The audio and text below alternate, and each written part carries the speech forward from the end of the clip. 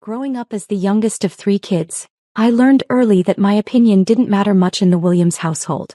While my older brothers Jake and Marcus were celebrated for their business degrees and real-world success, I was dismissed as the family oddball who worked some mysterious government job that nobody understood or cared to ask about. "What exactly do you do again?"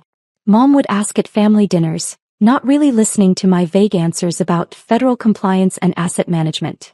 Dad would wave his hand dismissively. "Government bureaucracy. Paper pushing.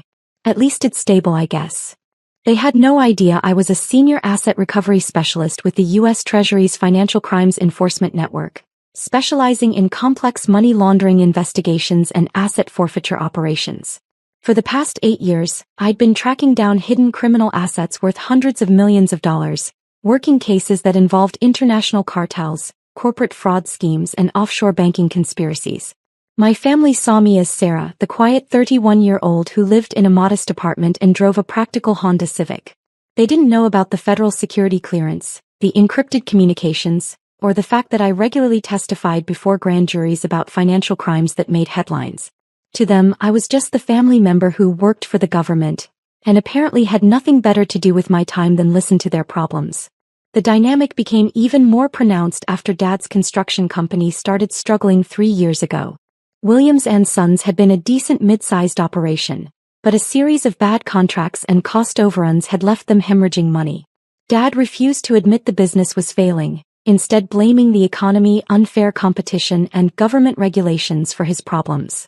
If Sarah's government buddies would stop strangling small businesses with red tape, maybe honest companies could survive, he'd grumble during family gatherings, never catching the irony that his daughter worked in the very system he constantly criticized.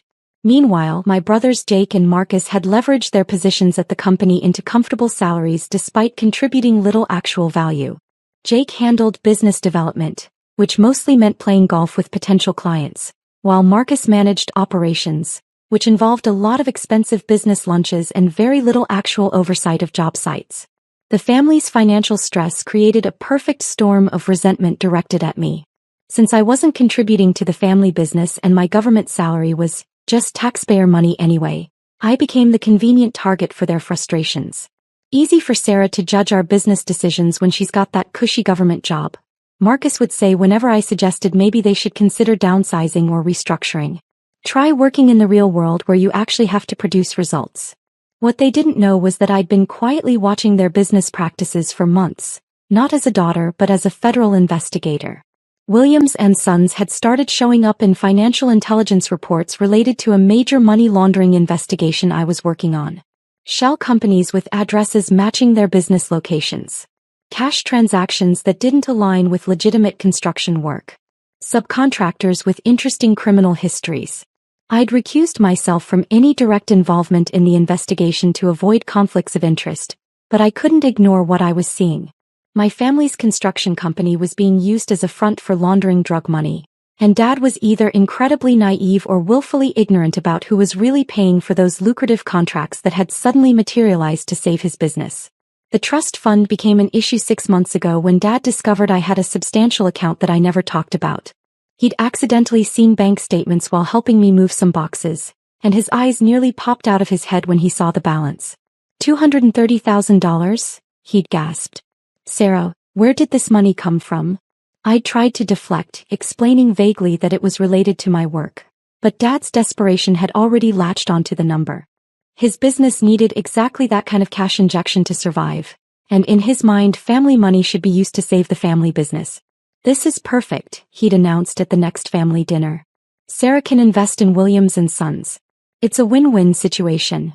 "Dad, it's not that simple," I tried to explain. "That money is tied up in federal protocols.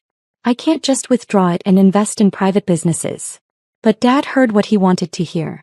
To him, my objections were just bureaucratic nonsense that could be worked around. After all, it was my money, wasn't it? How hard could it be to access my own trust fund? The pressure campaign started immediately. Mom began talking about family loyalty and how we all needed to stick together during tough times. Jake suggested that successful families invested in each other's ventures. Marcus pointed out that I was being selfish by hoarding money while the family business collapsed. "You're sitting on a fortune while your father's life work crumbles." Mom had said during one particularly intense conversation. What kind of daughter does that? I tried repeatedly to explain that the account wasn't actually my personal money, that it was held in trust for federal purposes, that there were legal restrictions on how it could be used. But my family had never understood the complexities of my work, and they weren't about to start now. Government excuses, Dad would mutter. There's always some regulation or procedure that prevents people from doing the right thing. The situation escalated 3 weeks ago when Dad announced he'd found a solution. He'd been researching trust fund regulations and discovered that there were ways to access money in emergency situations, especially when it involved family business investments. I've been talking to lawyers, he declared proudly at Sunday dinner. There are hardship provisions that allow trust fund withdrawals for legitimate business purposes. All you need to do is file the right paperwork. Dad, it doesn't work that way, I tried to explain once again. This isn't a normal trust fund. There are federal restrictions. Every trust fund has restrictions, Jake had interrupted. That's why you hire professionals to handle the paperwork. Dad's already found lawyers who specialize in this stuff. The lawyers Dad had found were exactly the kind of people I'd expect him to find. Smooth-talking operators who promised they could unlock any trust fund for the right fee. They'd filled his head with stories about legal loopholes and emergency provisions, taking his consultation fees while feeding his desperation. These guys know what they're doing, Dad had insisted. They've handled hundreds of cases like this. Trust fund money sitting idle while families suffer financial hardship. It's exactly what these emergency provisions were designed for. I'd tried one more time to explain the reality of the situation. Dad, that account is managed by the federal government. It's not a private trust fund. I don't have the authority to withdraw money from it, and even if I did, using it for private business investments would be a serious federal crime.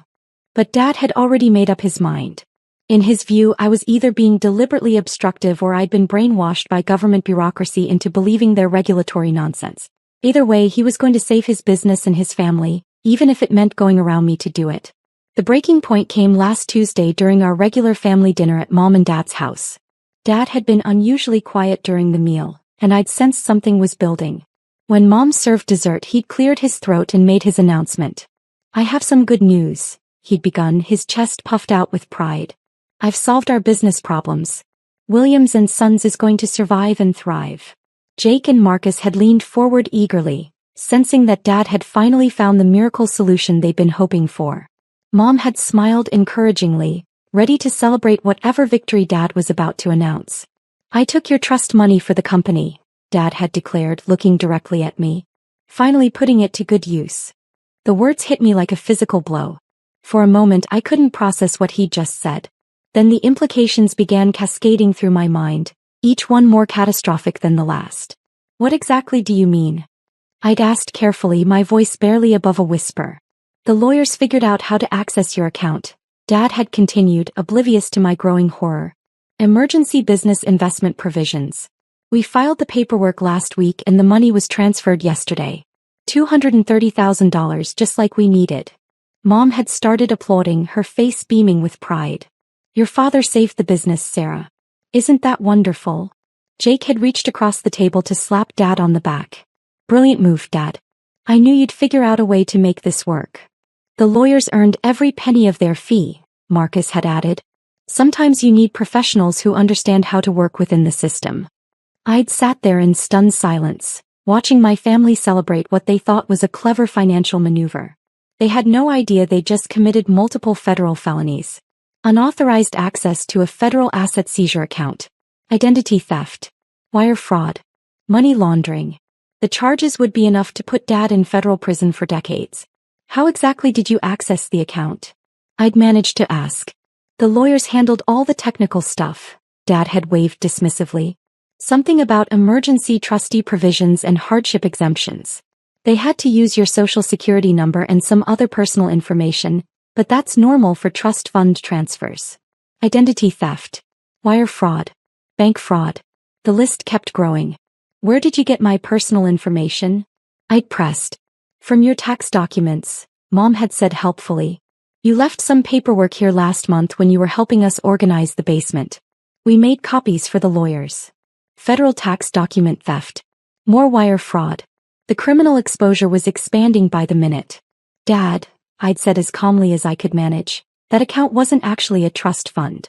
It's a federal asset seizure account used in criminal investigations. The room had gone quiet for a moment before Dad had burst out laughing. Nice try, Sarah, he chuckled. The lawyers already explained how people try to scare family members away from accessing trust funds by making up stories about government restrictions. It's a common tactic to maintain control over family money. I'm not making anything up, I'd said. That money was seized from criminal organizations as part of federal investigations. It's held in trust by the Treasury Department until the cases are resolved.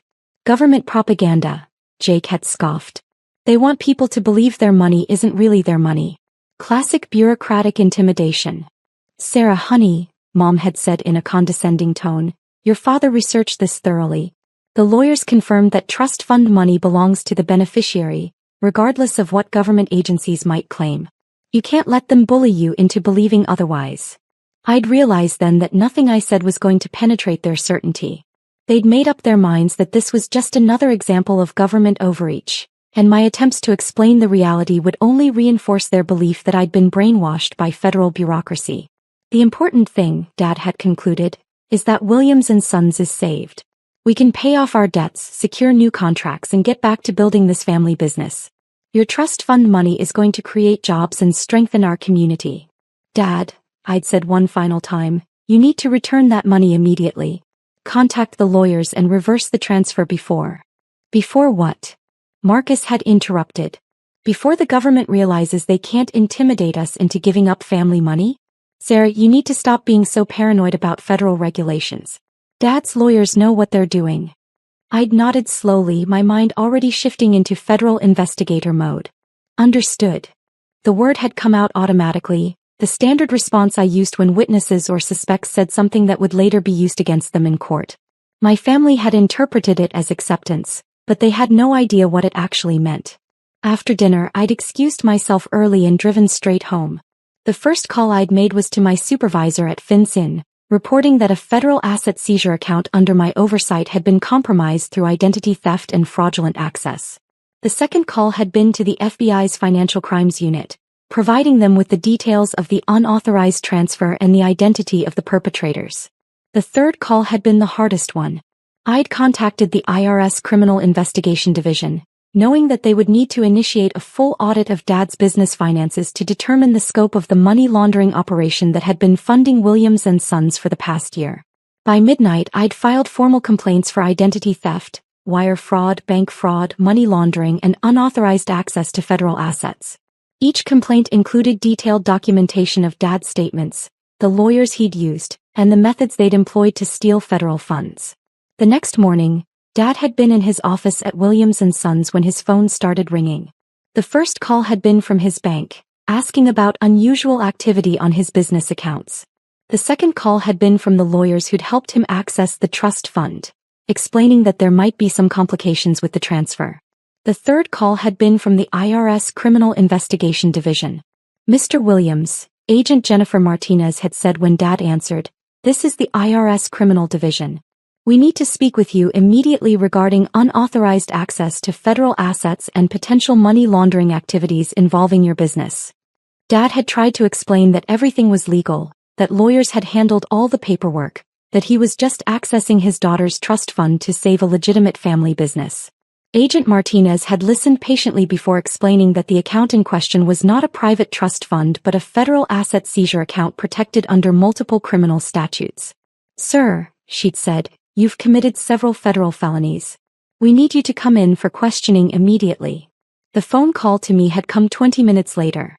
"Sarah," Dad's voice had been shaky and confused, "there are some people here from the IRS who seem to think I've done something wrong. They're saying that your trust fund is actually some kind of government account." "Yes, Dad," I'd said quietly. "I tried to explain that to you. But the lawyers said." "The lawyers lied to you, Dad. They took your consultation fees and helped you commit federal crimes. The money you accessed wasn't mine. It was seized from drug dealers and money launderers as part of criminal investigations." There had been a long silence on the other end of the line. "Sarah," Dad had whispered, "what's going to happen to me? You need to get a real lawyer, Dad. A criminal defense attorney who specializes in federal cases. And you need to return the money immediately." Can you help me? Can you explain to your people that this was just a misunderstanding? I'd closed my eyes, feeling the weight of 8 years of federal law enforcement training. Dad, I can't help you. I'm the federal agent who reported the crimes. Another long silence. You're the one who called the IRS on me? I had no choice, Dad. You stole money from federal asset seizure accounts. That's not a family dispute. That's a federal crime. The call had ended without another word. Over the next 3 days, the full scope of Dad's legal problems had become clear. The IRS Criminal Investigation Division had frozen all of Williams & Sons' bank accounts pending a complete audit. The FBI Financial Crimes Unit had opened an investigation into the money laundering operation that had been using Dad's construction company as a front. The U.S. Attorney's Office had begun preparing federal indictments for wire fraud, bank fraud, identity theft, and money laundering. The lawyers who'd helped Dad access the federal account had disappeared, their office suddenly closed and their phone numbers disconnected. Dad had realized too late that he'd been the victim of a sophisticated scam designed to target desperate business owners and convince them to commit federal crimes. But the worst revelation had come when federal investigators began tracing the money that had been funding Williams & Sons for the past year. The lucrative contracts that had kept the business afloat weren't legitimate construction work. They were payments from a drug trafficking organization that had been using Dad's company to launder millions of dollars in narcotics proceeds. Your father may have been an unwitting participant, Agent Martinez had explained to me during a briefing, but ignorance isn't a defense when it comes to money laundering. He accepted cash payments, failed to verify the legitimacy of his clients, and didn't report suspicious activity to federal authorities. The family meeting had been scheduled for Friday afternoon at Mom and Dad's house. I'd arrived to find Jake, Marcus, and their wives sitting around the living room looking shell-shocked. Mom had been crying quietly in the kitchen while Dad sat in his recliner staring at a stack of legal documents. The lawyers want a $100,000 retainer, Dad had said without looking up when I walked in. Real lawyers this time. Criminal defense attorneys. The business accounts are frozen, Jake had added. We can't make payroll. We can't pay suppliers. Williams & Sons is finished. 30-year family business, Marcus had said bitterly. Gone because Sarah decided to destroy her own father. I'd taken a seat across from Dad, maintaining the same calm composure I used during federal interrogations. I didn't destroy anything, Marcus. Dad committed federal crimes. I reported those crimes because that's my job and my legal obligation. Your job. Mom had emerged from the kitchen, her eyes red from crying. Your job is to protect your family, not destroy it. My job is to investigate financial crimes and recover stolen assets. When Dad accessed that federal account, he became a federal criminal. My personal relationship with him doesn't change that fact. You could have warned us, Jake had accused. You could have explained the situation before Dad got in this deep. I tried to warn you. Multiple times. You all decided I was just making excuses to avoid helping the family business. Because you never explained it clearly. Marcus had shouted. You talked about federal protocols and restrictions, but you never said it was criminal money. I'd looked around the room at their angry, desperate faces. I told you repeatedly that the account was managed by the federal government and that accessing it would be a federal crime. What part of that wasn't clear? The part where you're a federal agent, Dad had said quietly. You never told us you work in law enforcement. I told you I work in federal compliance and asset management. I couldn't give you details about my security clearance or my specific cases, but I tried to warn you about the legal consequences. Compliance and asset management sounds like accounting, Mom had protested. Not criminal investigation. Because I can't discuss classified federal operations with my family. But I can tell you when you're about to commit federal crimes, which I did. Repeatedly. The room had fallen silent except for Mom's quiet sobbing. So what happens now? Dad had finally asked. Now you face federal prosecution. The U.S. Attorney's Office is preparing indictments for wire fraud, bank fraud, identity theft, and money laundering. You're looking at 20 to 30 years in federal prison. What about the money? Jake had asked. Can we return it and make this go away? The money was returned to federal custody yesterday. But returning stolen federal assets doesn't erase the crimes that were committed to steal them. This is insane, Marcus had burst out. Sarah works for the government. She should be able to fix this. I can't fix federal crimes, Marcus. I can only investigate them and report them, which is what I did. You chose your job over your family, Mom had accused through her tears. I chose federal law over federal crimes. The fact that my family committed those crimes doesn't change my obligation to report them. Dad had looked up at me then, his face aged 10 years in the past week. Do you have any idea what you've done to this family? Do you have any idea what you did when you decided to steal money from federal asset seizure accounts? When you allowed drug dealers to launder money through your business? When you refused to listen to my warnings about federal crimes? We didn't know. You didn't want to know. Every time I tried to explain the legal risks, you dismissed it as government bureaucracy. You made up your minds that I was the problem, not the federal crimes you were planning to commit. The final blow had come when Agent Martinez arrived with the formal indictment paperwork. Dad was being charged with 14 federal felonies related to money laundering, wire fraud, bank fraud, and identity theft. Williams & Sons was being seized as a criminal enterprise used to facilitate money laundering operations. Mr. Williams, Agent Martinez had said as she placed Dad under arrest, you have the right to remain silent. Anything you say can and will be used against you in federal court. As Dad was led away in handcuffs, Mom had turned to me with pure hatred in her eyes. I hope you're proud of yourself, she'd spat. You've destroyed your family to protect drug money. I've protected federal assets that will be used to compensate the victims of drug trafficking. Dad destroyed this family when he decided to commit federal crimes rather than listen to his daughter's warnings. Jake and Marcus had refused to look at me as they followed the police cars to the federal courthouse. Their wives had glared at me like I was personally responsible for ruining their comfortable lives built on laundered drug money. That evening I'd sat in my apartment reviewing the case files and federal statutes that would determine Dad's fate. 23 years minimum for the money laundering charges. 10 years for the wire fraud. 5 years for the bank fraud. 3 years for the identity theft. The sentences would likely run concurrently, but Dad was looking at spending the rest of his life in federal prison. The irony wasn't lost on me. For 8 years I'd been tracking down criminals who thought they could outsmart federal law enforcement. I'd recovered hundreds of millions in stolen assets, dismantled money laundering operations, and sent dozens of financial criminals to federal prison. I'd never imagined that my own family would become another case file in my federal investigation portfolio. The phone call from Mom had come 3 days later. The lawyers say there might be a plea agreement, she'd said without preamble. If your father cooperates with the investigation and provides information about the money laundering operation. That's between Dad and the U.S. Attorney's Office, I'd replied. I can't influence federal prosecution decisions. Can't or won't. Both. Federal agents don't negotiate with criminals, even when those criminals are family members. He's your father, Sarah. He's a federal criminal who stole money from asset seizure accounts and allowed drug dealers to launder millions through his business. Being my father doesn't change those facts. Mom had hung up without another word. The plea negotiation had taken 2 weeks.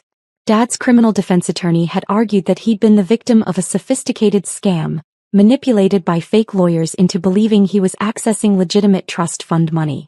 The U.S. Attorney's Office had agreed to consider a reduced sentence in exchange for Dad's cooperation in the broader money laundering investigation. In the end, Dad had pled guilty to money laundering and wire fraud in exchange for a 12-year federal prison sentence. He'd provided testimony about the cash payments, the suspicious clients, and the fake lawyers who'd convinced him to steal federal assets. Williams & Sons had been permanently shut down and its assets liquidated to pay restitution. Jake and Marcus had lost their jobs and faced potential criminal charges for their roles in the money laundering operation. Mom had been forced to sell the family house to pay for Dad's legal defense. The final family meeting had been held in the federal courthouse lobby after Dad's sentencing hearing. 12 years, Mom had said numbly. Your father will be 78 years old when he gets out of prison. If he lives that long, Jake had added bitterly. You did this, Marcus had accused me one final time. You destroyed our family. Dad did this when he chose to commit federal crimes rather than listen to my warnings. I'm sorry it ended this way, but I couldn't ignore federal law violations just because they involved my family. You could have found another way, Mom had insisted. You could have helped us work within the system. I tried to help you work within the system. I explained repeatedly that the account was protected by federal law and that accessing it would be criminal. You chose not to believe me. Because we trusted your father's lawyers. You trusted criminals who were scamming desperate business owners into committing federal crimes. I warned you they were lying, but you dismissed my warnings as government bureaucracy. The courthouse lobby had echoed with the sound of moms crying and the footsteps of federal marshals escorting other convicted criminals to their sentencing hearings. What happens to our family now? Jake had asked. That's up to you. Dad will serve his sentence. You and Marcus will face whatever charges the U.S. attorney decides to file. Mom will rebuild her life without the money that came from drug trafficking. And you? Marcus had sneered. You go back to your government job proud of destroying your own family? I go back to investigating financial crimes and protecting federal assets. Just like I was doing before Dad decided to steal from asset seizure accounts. You chose your job over your family, Mom had repeated her earlier accusation. I chose federal law over federal crimes. The same choice I make every day in my work. The fact that this case involved my family doesn't change my obligation to uphold federal law. As I'd watched my family walk away from the courthouse, I'd realized that they still didn't understand what had really happened. In their minds, I'd betrayed them by choosing my government job over family loyalty. They couldn't accept that Dad had committed serious federal crimes, or that my role as a federal agent required me to report those crimes regardless of my personal relationships. 3 months later, I'd received a letter from Dad in federal prison.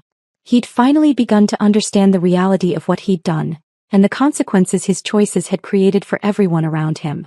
Sarah, he'd written, I know now that you were trying to protect me. I should have listened when you warned me about federal crimes. I should have trusted your expertise instead of trusting criminals who were using me to steal government money. I'm sorry for what I put our family through, and I'm sorry for blaming you for the consequences of my own decisions. I'd kept the letter, along with the case files that documented the investigation of United States versus Williams.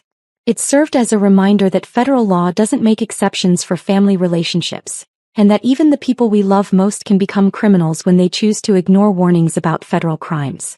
The Williams family construction business was gone forever, destroyed by Dad's decision to trust criminals instead of his daughter's warnings about federal law. But the federal assets Dad had tried to steal were returned to their proper accounts, where they would eventually be used to compensate the victims of the drug trafficking organization that had been laundering money through Williams and Sons. In the end, federal justice had been served, just as it always is when people choose to commit crimes against the United States government. The fact that this particular criminal was my father didn't change the outcome, only made it more personally painful to watch. But that's the nature of federal law enforcement work. Sometimes the criminals you investigate turn out to be the people you love most. And when that happens, you have to choose between family loyalty and federal law. I chose federal law, just as I'd sworn to do when I took my oath as a federal agent. And I'd make the same choice again,